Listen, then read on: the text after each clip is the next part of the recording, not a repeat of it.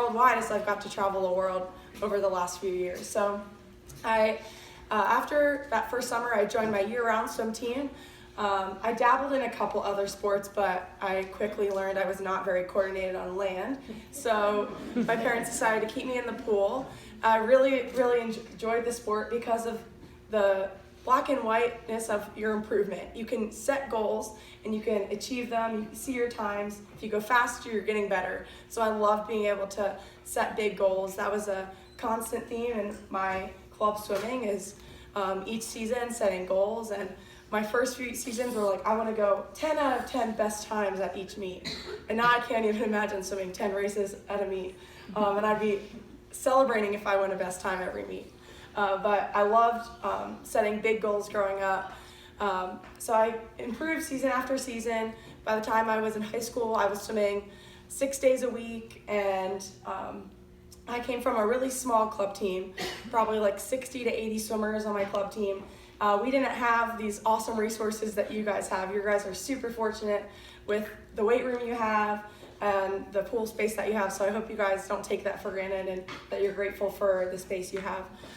My coach was creative and did what he could with us, but I was only able to swim once a day. We didn't have double practice times available, and I probably dabbled in weights a little bit in high school, but not super consistently.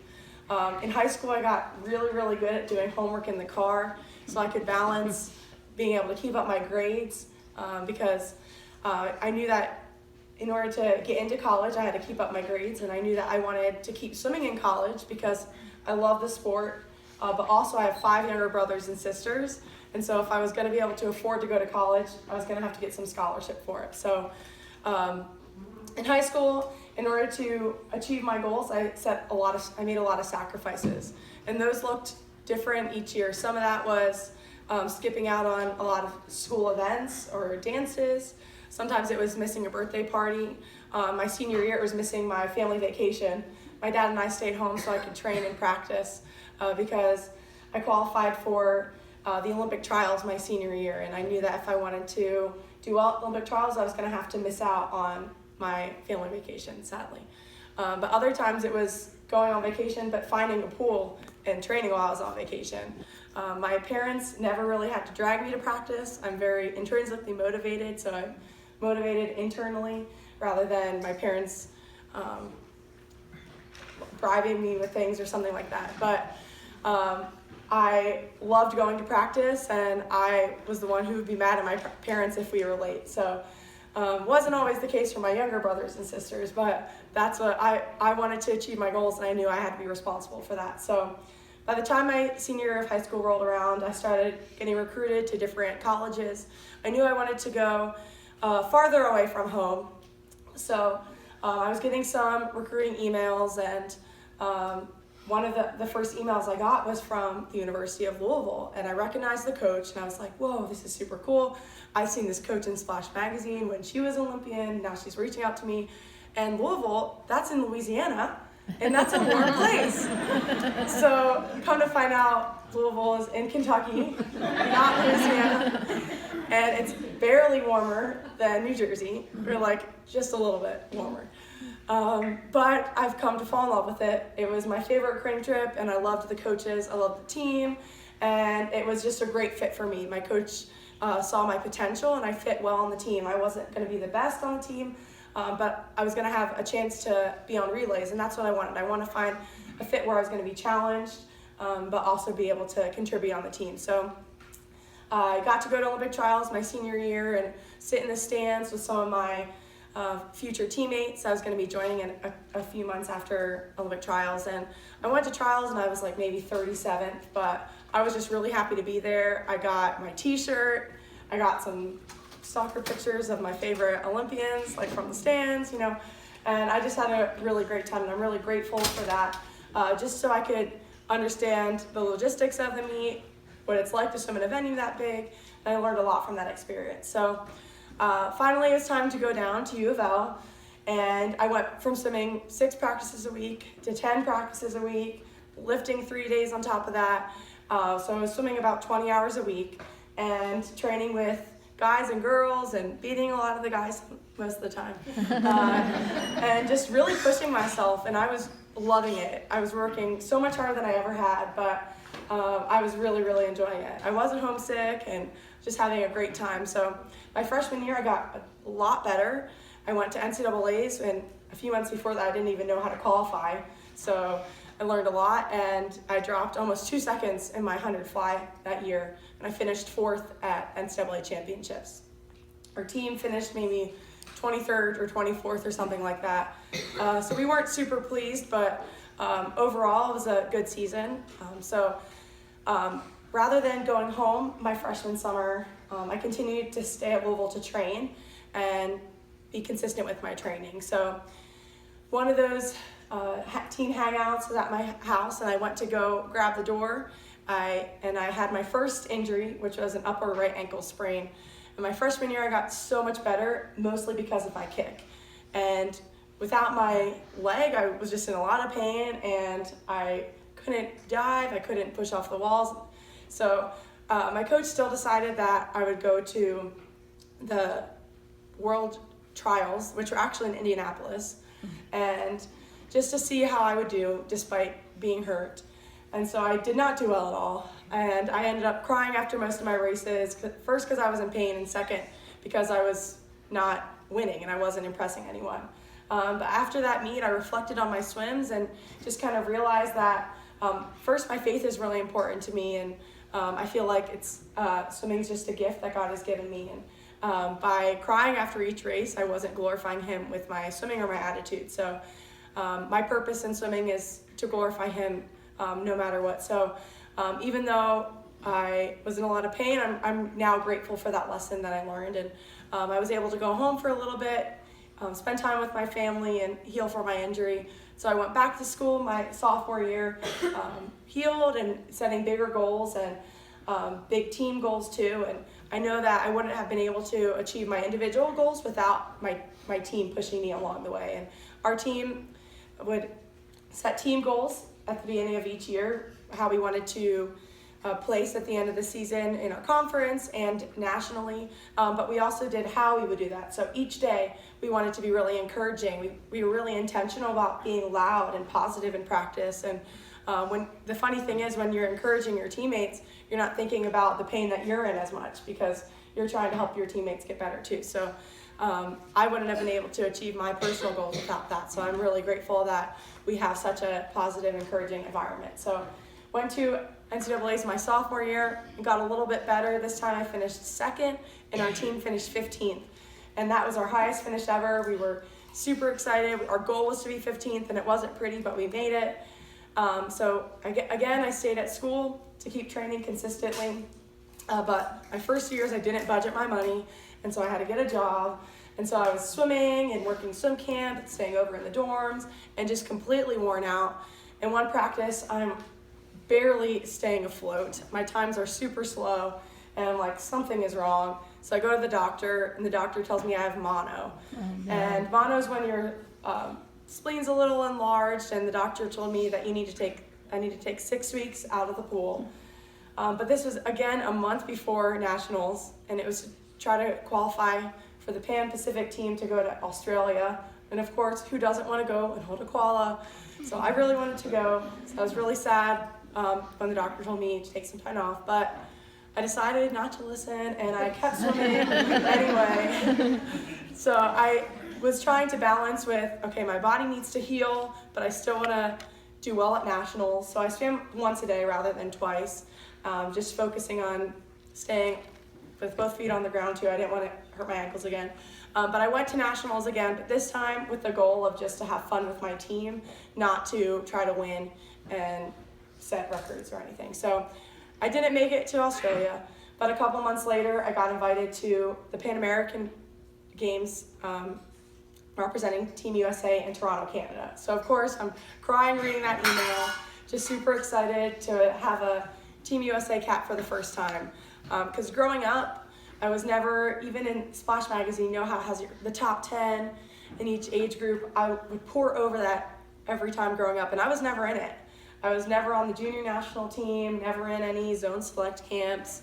I was good for my area, good enough to go to college and swim, but my progression wasn't like some of those people that you see in Splash Magazine.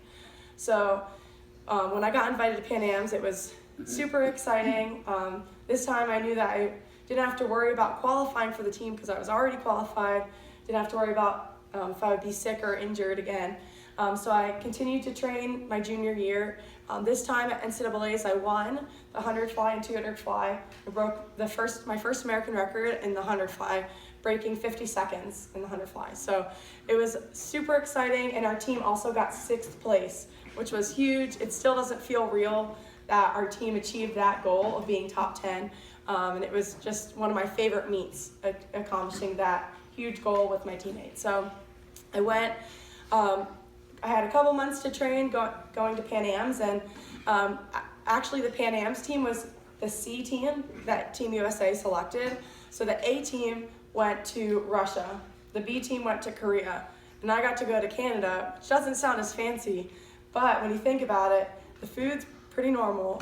They speak English, and it was in the same time zone. So I just was really grateful for all those things, and my coach was selected to be on staff with Team USA, so it was great to be there with him. It was also in a village setup, so we're staying in like dorms with all the other countries and all the other sports. And I was also on the team with girls that I looked up to my whole life, like Allison Schmidt and Natalie Coughlin, and we got to be on relays together. So I asked them as many questions as I could, what they've learned over the years, what they like to do to get ready for their meets, and so on. So I had a great time. Natalie Coughlin said that was her favorite meet setup ever. So I was like, well, geez, this is her 10th team or 15th team, whatever. What do I have to look forward to now?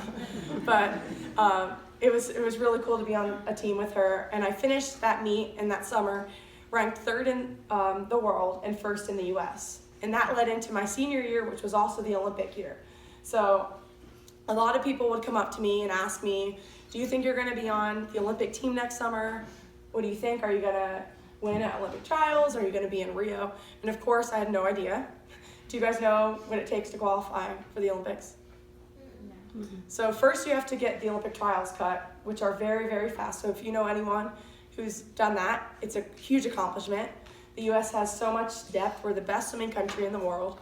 And then at the Olympic trials, in almost each event, you have to finish 1st or 2nd. And in my event, there was 160 girls. Wow. So I had to finish 1st or 2nd in that. So that's a lot of pressure, and that's a lot of things to be thinking about going into that meet. But whenever I would get overwhelmed, I would go to my coach, and he would remind me that every day we're going to work as hard as we can. That's something I can control. I can control my work ethic, I can control how hard I work. I wasn't going to think about if I was going to get sick again, if I was going to get hurt, and I wasn't going to think about what other people were going to be doing or their race strategy. I was going to focus on what I can control, not those other things. I knew that every day I was going to be in a 50-meter pool, just like at the Olympic trials. So I also knew what it was like at the Olympic trials from my senior year in high school, 2012. So whenever I'd get worried, my coach would just remind me of those things. And so I finished my senior year at U of L, and it was a blast. I improved my best times, and our team finished 8th, but we scored more points than the year before. And so it was still a great way to finish my time at U of L. And so I became pro after graduating, got to sign with Tier, which is a great swim brand. I love working with them. And then I had a few months, about 3 months, from my college career to the Olympic trials. So I had all that free time. My classes are over. What do I do to keep busy? So I would start to get nervous at random times and get these butterflies, like sitting in church, and I'm like, this is not good. I need to find some healthy distractions. So I started baking a lot. I would find all these new recipes, but I would bake them for my friends.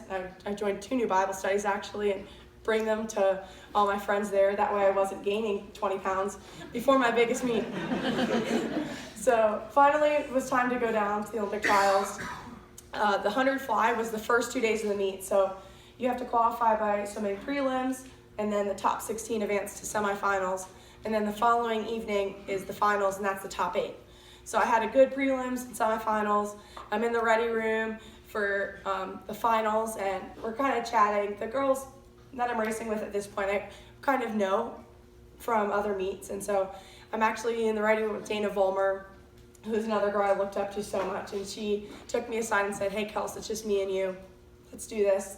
Let's just swim our race." So I swam my race, and I don't know what I was thinking about during my race. I just kind of went on autopilot, and I actually, when I touched the wall, I heard my name before I even saw my name on the board, and that's when I knew I became an Olympian, and it was an incredible moment. My family got to be in the first row, so I got out of the pool and hugged them. We're all ugly crying, and my mom's still embarrassed at those pictures. But it was a really special moment that we got to share.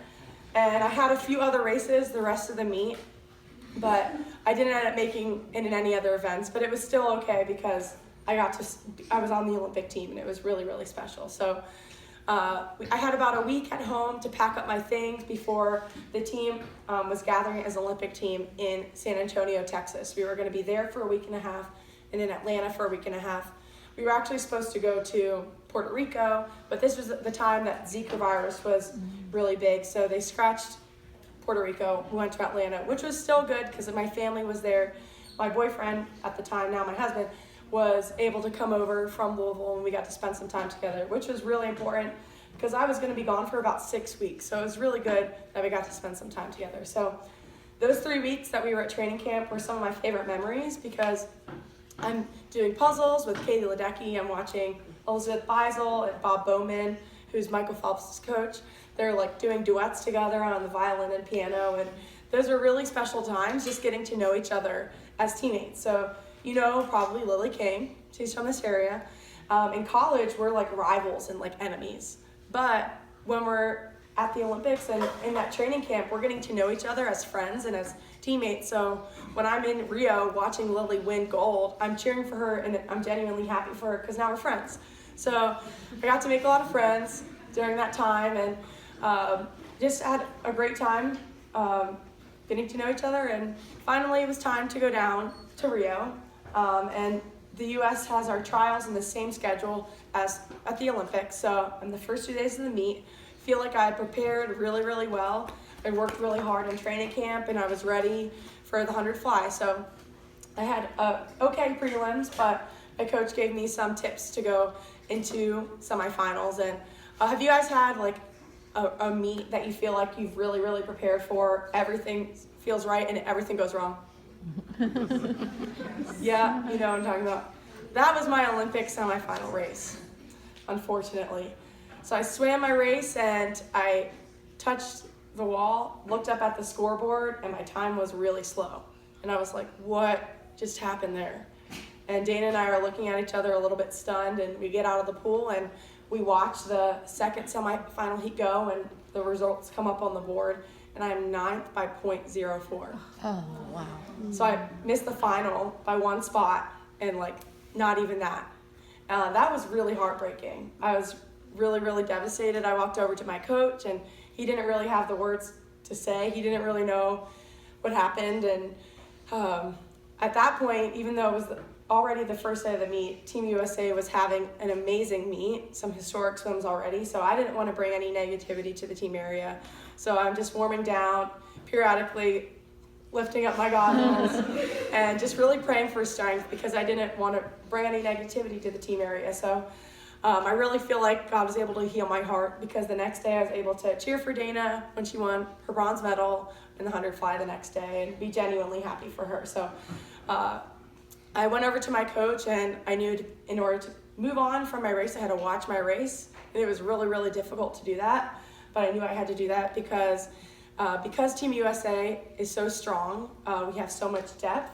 We were able to have 4 different swimmers on the prelims relays than on the finals relay. So they asked me to be on the prelims of the 400 medley relay, which was on day 7 of the meet. So I swam on day 1. I had all those days in between to collect myself, stay in the meet, and get ready to swim again on day 7 of the meet. So I was just really excited to have a chance to wear my USA cap again and represent the U.S. one more time. And who doesn't love relays? So it was awesome to be able to stand behind the blocks with 3 of my USA teammates. So it wasn't the Olympics I had anticipated. It wasn't the Olympics I had expected. But some of those memories, just being in the stands, watching Lily and Katie Ledecky and Maya Dorado out-touch Katinka, and the guys having historic swims, Ryan Murphy's backstroke events, and so many others are just my favorite memories of that meet. So it wasn't the Olympics I had envisioned. I was in the stands when I won my gold medal, but the national anthem definitely means a little bit more to me now than it did before my Olympic experience. So I came home from Rio, and I knew that I still loved the sport. I had my best times at trials, and I knew I could still get better. So I continued swimming, staying at U of L. We have a little pro group, and I'm really grateful that they let me stick around. I got to go to the Short Course World Championships a few months later, again in Canada, and they named me captain of the team for that meet, which was a huge honor. I didn't feel like I had earned it because I had barely been on the national team, but it was really cool. We had a really, really fast meet. It was really fun. And then that summer was the